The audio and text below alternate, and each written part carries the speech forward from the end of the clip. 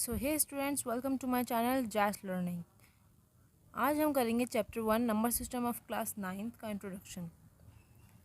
इसको इंट्रोडक्शन शुरू करने से पहले मैं आपको एक चीज़ बताना चाहती हूँ। मैंने आपके लिए फॉर ऑल क्लासेस जो मैंने एक हिंदी का एक प्लेलिस्ट बना रखा है, हिंदी व्याकरण का। उसमें मैंने संज्ञा, सर्वनाम और भी आगे टॉपिक्स डालूँगी, वो सब बना रखा है। अगर आपके वो सिलेबस में है तो आप वो सिलेबस में से ज़रूर वो वहाँ पे जाके करिएगा, पढ़िएगा, उस वीडियो को देखिएगा, आपको बहुत हेल्प मिलेगी इससे। वर्कशीट भी मैंने आपके साथ शेयर कर रखी है और उसके थोड़े नोट्स भी जो मैंने डिस्क्रिप्शन में ही दे रखे हैं। So let's get start this video with me Jaish learning.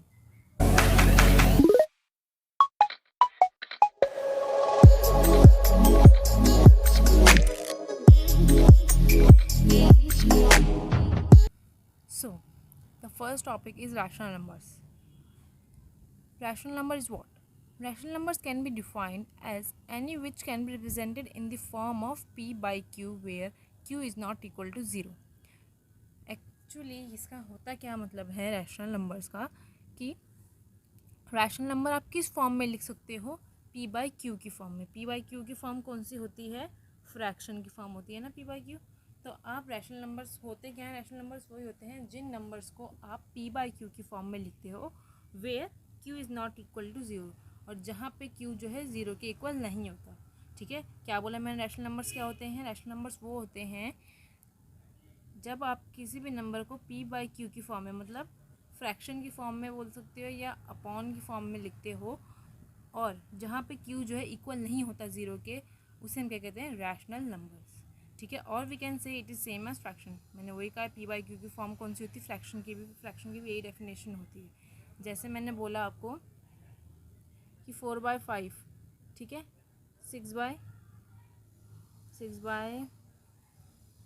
ले लिया मैंने, 5 ये लिया, ठीक है, और मैंने लिया 12/5। ये सारे क्या हैं? p बाई क्यू की फॉर्म में। किस फॉर्म में? p बाई क्यू की फॉर्म में। ठीक है, तो ये सारे क्या हुए? आपके रैशनल नंबर्स। ठीक है, ये सारे कौन से होते हैं? रैशनल नंबर जो p बाई क्यू की फॉर्म में होते हैं। ठीक है, और हाँ एक और बात, इसके नीचे डिनोमिनेटर में कभी भी ज़ीरो नहीं होता। अगर देखो, अगर मैं लूँ 4/0 लूँ, ठीक है, तो इसका मतलब क्या होता है? किसी भी नंबर के डिनोमिनेटर में अगर ज़ीरो होता है तो उसका मतलब क्या होता है? इन्फिनिटी है, उसकी वैल्यू क्या है? इन्फिनिटी है। ठीक है, तो कभी भी किसी भी नंबर के अपॉन में ज़ीरो हो तो उसका मतलब क्या होता है? इन्फिनिटी है। ठीक है, क्या है? इन्फिनिटी होती है उसका मीन। और तभी बोलते हैं ना where q is not equal to zero, जहाँ पे q मतलब डिनोमिनेटर इक्वल नहीं हो ज़ीरो के, तभी जो है आपका रैशनल नंबर होगा, वरना रैशनल नंबर नहीं होगा अगर नीचे ज़ीरो है। ठीक है, ठीक है, इतनी समझ में आया आपको? और हाँ एक बात और ध्यान रखनी है, p जो है आपका क्या होता है? न्यूमरेटर होता है, और q क्या होता है? डिनोमिनेटर। ठीक है, ये चीज़ होती हैं। p क्या है आपका? न्यूमरेटर, और q क्या है आपका? डिनोमिनेटर। q कभी भी ज़ीरो के इक्वल नहीं होगा, तो इसका मतलब ये रैशनल नंबर नहीं, ये रैशनल नंबर है। क्यों? क्योंकि यहाँ पे नीचे क्या है? ज़ीरो नहीं है, तो इसलिए ये रैशनल नंबर हो गए, सारे रैशनल नंबर हो गए। ठीक है, अब हम करते हैं इसके एग्जांपल्स, देखते हैं कि एग्जांपल्स में क्या क्या है। तो फर्स्ट एग्जांपल पढ़ते हैं इसका, first part. So example first का फर्स्ट लिया है मैंने, एग्जांपल फर्स्ट है ये। तो एग्जांपल फर्स्ट में क्या बोला है? Every whole number is a natural number. कि हर एक होल नंबर क्या नेचुरल नंबर होता है? होल नंबर होता क्या है पहले ये बताओ। होल नंबर तो आप बचपन से पढ़ा होगा आपने कि होल नंबर होता क्या है? जो ज़ीरो से स्टार्ट होते हैं और एंडलेस होते हैं, काउंटिंग की तरह। ठीक है, और नेचुरल नंबर्स क्या होते हैं? नेचुरल नंबर होते हैं जो वन से शुरू होते हैं, टू आगे एंडलेस होते हैं। ठीक है, सो ऑन। ठीक है, होल नंबर क्या होते हैं? जो ज़ीरो से शुरू होते हैं। नेचुरल नंबर जो वन से शुरू होते हैं। अब आपको इसमें क्या बोला है कि हर एक होल नंबर नेचुरल नंबर होता है। देखो सब नंबर देखो कि जो भी होल नंबर है वो नेचुरल नंबर में भी है। होल नंबर में क्या है? ज़ीरो है, यहाँ ज़ीरो है नहीं है, वन है हाँ है, आगे काउंटिंग तो होएगी, मगर ज़ीरो ही नहीं है, तो फिर क्या है कि नो, फॉल्स है ये क्या है इसका आंसर? फॉल्स है। क्यों? क्योंकि ज़ीरो जो है क्या है, zero is a whole number but not a natural number. Zero क्या है? होल नंबर है मगर नेचुरल नंबर नहीं है। So this statement is false because मैंने बता दिया आपको कि zero is a whole number not a natural number. अब नेक्स्ट जो है, नेक्स्ट है आपका second, every integer is a rational number. क्या हर एक इंटीजर जो है रैशनल नंबर होगा? देखो कैसे, इंटीजर होता क्या, इंटीजर ये होता है, देखो 0 1 एक ये, जिसमें नेगेटिव और पॉजिटिव दोनों ही होते हैं नंबर्स, ये होता है इंटीजर्स। ठीक है, तो आपको ये बताना है कि इंटीजर्स रैशनल नंबर्स भी होते हैं। रैशनल नंबर्स क्या होते हैं? जो p बाई क्यू की फॉर्म में होते हैं। ठीक है, और हाँ, और q जो है इक्वल नहीं होता ज़ीरो के, मतलब यहाँ पे ज़ीरो नहीं आता। अब कैसे बताओगे? अब इनमें से कोई भी नंबर ले लो, 3 ले लिया हमने, ठीक है 3 लिया, ये इंटीजर है। मगर आपने एक बात ध्यान दी, बचपन में आपने ये चीज़ पढ़ी होगी कि अगर किसी नंबर के नीचे कोई नंबर नहीं लिखा होता तो हम क्या मानते हैं उसको? 3/1 मानते हैं। तो ये कौन सी फॉर्म बन गई? p बाई क्यू की फॉर्म ही बन गई। तो इसलिए ये क्या हो गया? एक रैशनल नंबर ही कहलाएगा। ठीक है, अगर किसी भी नंबर के नीचे कोई भी वैल्यू नहीं होती तो हम क्या मानते हैं? 1 मानते हैं। तो इसलिए ये कौन सी हो गई? p बाई क्यू की फॉर्म में हो गया। ठीक है, अब नेक्स्ट है जो हमारा एग्जाम्पल, वो है every rational number is integer. जो हर एक रैशनल नंबर होता है वो इंटीजर नंबर होता है। रैशनल नंबर क्या होता है? p बाई क्यू की फॉर्म में होता है रैशनल नंबर। ठीक है, इंटीजर क्या होता है? ये नंबर्स होते हैं इंटीजर्स। ठीक है, तो जैसे मैंने एक लिया 3/5, 3/5 है। 3/5 रैशनल नंबर क्यों? क्योंकि p बाई क्यू की फॉर्म में, मगर इंटीजर नहीं है। क्यों नहीं है? क्योंकि इंटीजर हमेशा एक सिंगल नंबर होता है, कभी भी वो p बाई क्यू की फॉर्म में नहीं होता। p बाई क्यू की फॉर्म में होता है बस इस केस में। क्यों? क्योंकि इसके नीचे 1 होता है, वो तो हम मानते ही हैं, मगर कभी भी p बाई क्यू की फॉर्म में इंटीजर नहीं होता। ठीक है, अब अगला एग्जाम्पल देखते हैं, एग्जाम्पल 2। सो एग्जाम्पल 2 है, find the 5 rational numbers between 1 and 2। 1 and 2 के बीच में आपको निकालने हैं रैशनल नंबर्स। तो रैशनल नंबर्स आप कैसे निकालोगे? मैंने आपको बताया रैशनल नंबर्स क्या होते हैं? p बाई क्यू की फॉर्म में। कौन से होते हैं? क्या होते हैं? p बाई क्यू की फॉर्म में। ये होते हैं रैशनल नंबर, और जहाँ पे q is not equal to 0 होता है। q जो है 0 के नॉट इक्वल होता है, 0 के इक्वल नहीं होता। अब कैसे बताओगे आप 5 रैशनल नंबर्स बिटवीन 1 and 2? सबसे पहली बात, किसी भी नंबर के बीच में रैशनल नंबर्स जो हैं कैसे होते हैं? इन्फिनाइट होते हैं, मतलब एंडलेस होते हैं, कितने भी हो सकते हैं। ये ज़रूरी नहीं है कि एक ही हो या दो ही हो या तीन ही हो, बहुत सारे हो सकते हैं किसी भी दो रैशनल नंबर, किसी भी दो नंबर्स के बीच में। ठीक है, अब जैसे आपको किसके बीच में निकालना है? 1 और 2 के बीच में निकालना है। तो 1 और 2, पहले आप एक नंबर लाइन बना लो, छोटी सी हल्की सी बना लो, सिर्फ एक नंबर रखो 0, यहाँ रख लो 1, थोड़ी दूरी पे रख लो 2, यहाँ रख लो 3। ठीक है, ऐसे मैंने बनाया नंबर लाइन। ये सिर्फ रफ वर्क के लिए एक थोड़ा आइडिया रहता है। ठीक है, जिसके बीच में निकालनी है ना उसका थोड़ा गैप ज़्यादा ले लो। 1 और 2 के बीच में निकालनी तो 1 और 2 का मैंने गैप ज़्यादा ले लिया। ठीक है, अब क्या करना है आपको? सबसे पहले आपको क्या करना है, किसके बीच में निकालना है? 1 और 2 के बीच में निकालना है। तो a मान लो 1 को और b मान लो 2 को। ठीक है, अब क्या करना है आपको? रैशनल नंबर कैसे निकलेगा इसके बीच का? इसका मिड पॉइंट निकालना पड़ेगा आपको। और मिड पॉइंट निकालने का फॉर्मूला जो क्या होता है? c is equal to a plus b upon 2। ये सारी ज्योमेट्रिक्स वाले चैप्टर में यूज़ हो सकते हैं आपके mid point a plus b upon 2। ये मिड पॉइंट निकालने का फॉर्मूला होता है। ठीक है, तो कैसे निकालोगे? a क्या है आपका? 1, 2 क्या है? b, तो 2 रख दिया यहाँ 2, ये क्या करा प्लस, तो आएगा 3/2। तो आपका इसका मिड पॉइंट क्या हुआ? 3/2। ठीक है, तो आपको एक तरह से ये बोल सकते हो कि आपका एक ये रैशनल नंबर आ गया। कैसे किया? मिड पॉइंट निकाला हमने a ले लिया 1 को, b ले लिया 2 को। ठीक है, फिर हमने मिड पॉइंट वाला फॉर्मूला रखा, उसमें ये दोनों वैल्यू पुट कर दी। अब आपको कितने चाहिए? 5 चाहिए, मगर हमारे कितने निकाला? अभी 1 ही निकाला, अभी 4 और निकालना। अब 4 और कैसे निकालोगे? देखो, हमें वही चीज़ करना है, बीच का ही लेना है हमें हमेशा। किसका लेना है? बीच का ही लेना है हमेशा। अब ले लो 1 और 3/2 के बीच का मिड पॉइंट निकाल लो।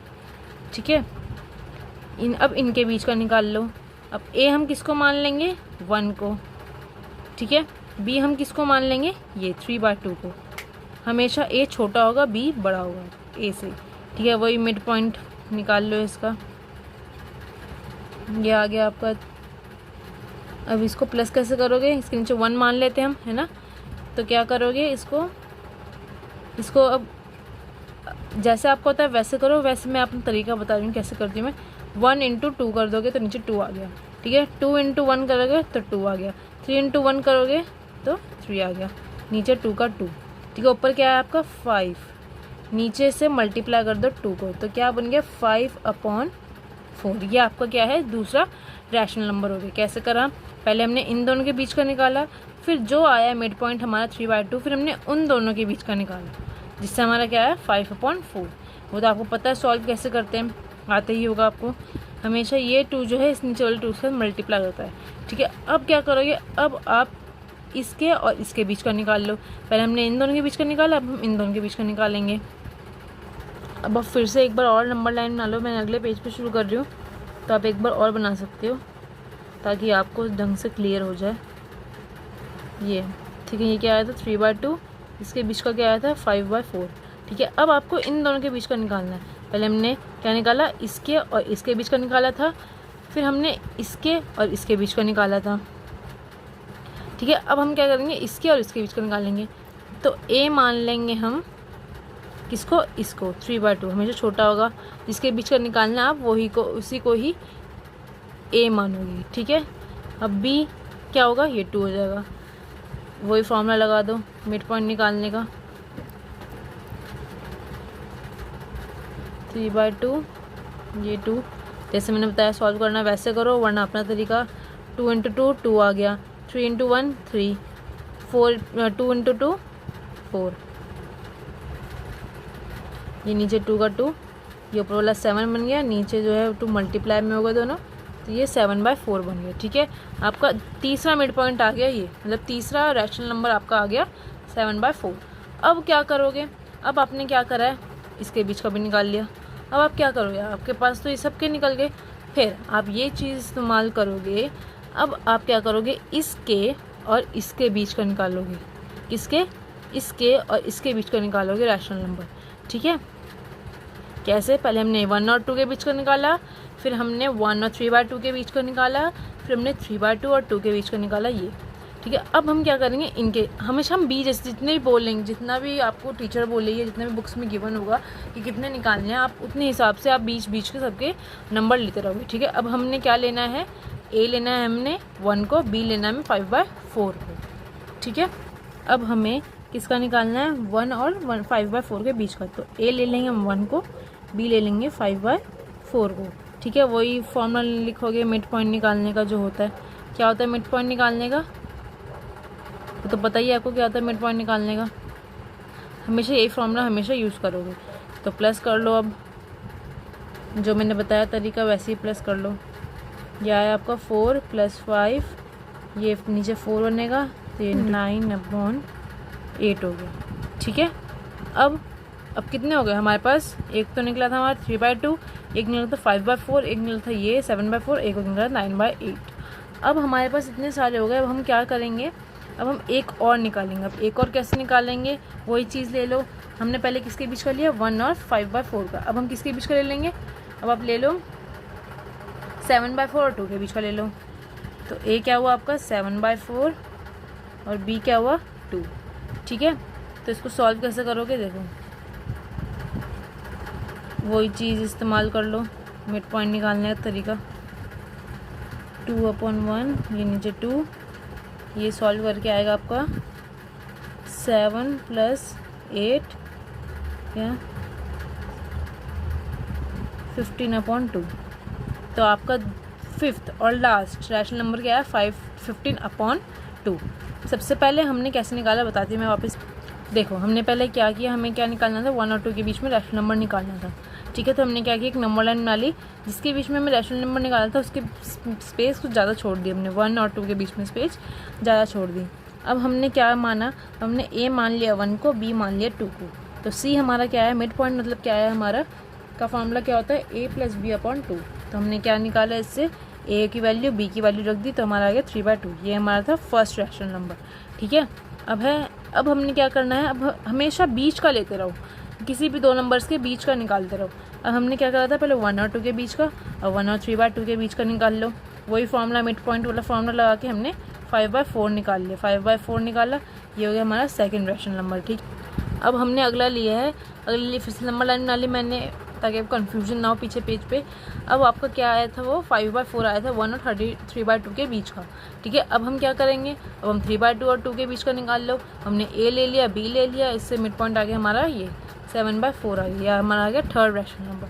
ठीक है, अब आई बारी हमारी किसकी, अब कोई भी दो नंबर ले लो, जरूरी नहीं है कि आपको यही दो लेने, यही भी दो, यही दो, यही दो, कोई भी दो नंबर ले लो, चाहे वो इन दोनों का मिड पॉइंट निकाल दे, चाहे आप इन दोनों का निकाल लो, चाहे इन दोनों का। मैंने क्या लिया है, 1 और 5/4 के बीच का निकाल लिया, तो मेरा आंसर क्या आया है यहाँ पे 9/8, जो मेरा फोर्थ रैशनल नंबर है। उसके बाद मैंने दो और नंबर ले लिए, कोई भी 7/4 ले लिया और 2 ले लिया, फिर इसका मिड पॉइंट निकाल लिया, जो हमारे पास क्या है 15/2। तो लो 5 रैशनल नंबर, जो 5 rational numbers between 1 and 2 are क्या क्या थे, तो 3/2, एक था 5/4, एक 7/4 था, और 9/8 और एक 15/2। ये थे आपके 5 रैशनल नंबर्स। ठीक है, ये मेथड होता है एक रैशनल नंबर निकालने का। अगर सिंगल डिजिट नंबर हो, अगर 3 और 4 के बीच में निकालना हो आपको, तो यही मेथड इस्तेमाल करोगे, मिड पॉइंट वाला। अगर आपको निकालना हो सिंगल डिजिट, मतलब इंटीजर्स मान लो, इंटीजर्स के बीच का आपको निकालना हो क्या रैशनल नंबर, तो आप ऐसा वाला मेथड इस्तेमाल करोगे। अब ये वीडियो यहीं एंड होती है। इस चैप्टर में से या इस इंट्रोडक्शन में से कुछ आपको समझ में ना आया हो तो आप मुझे प्लीज़ कमेंट करके बताइए, तो मैं आपको अच्छी तरह और समझाऊँगी, अपनी एक और वीडियो में बताऊँगी उसकी इसी पे ही। So thanks for watching this video and don't forget to like this video and subscribe my channel. Take care, bye bye, stay safe at home.